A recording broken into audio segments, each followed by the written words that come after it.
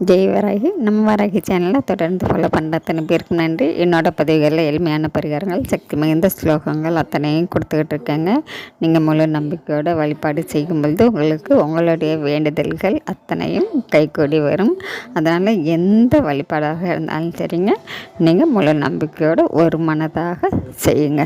இந்த பதிவில் நம்ம பார்க்க போகிறது, உங்களை யாருமே மதிக்க மாட்டேங்கிறாங்க, உங்களுக்கு முக்கியத்துவமே கொடுக்க மாட்டேங்கிறாங்க, உங்களை அலட்சியமாக நடத்துகிறாங்க, வீட்லேயாகட்டும் வேலை செய்கிற இடத்துலையாகட்டும். அப்படி இருக்கிற இடத்துல அதே உங்களுக்கு ஒரு பெரிய கவலையாக இருக்குது, ஒரு வருத்தமாக இருக்குது. நம்மளை ஏன் எல்லாருமே அவாய்ட் பண்ணுறாங்க அப்படின்னு ரொம்பவும் மனசு சங்கடப்படுறவங்க யாராக இருந்தாலும் சரிங்க, இந்த பதிவில் கொடுத்துருக்கக்கூடிய அற்புதமான சிவவசிய மந்திரம்.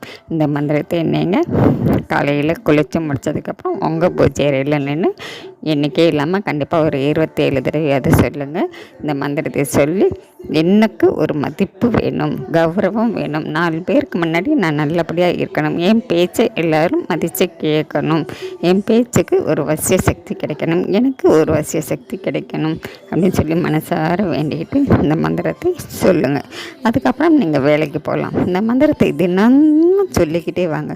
சொல்ல சொல்ல சொல்ல கண்டிப்பாங்க உங்களுக்கே உங்கள் மேலே ஒரு தன்னம்பிக்கை வரும்.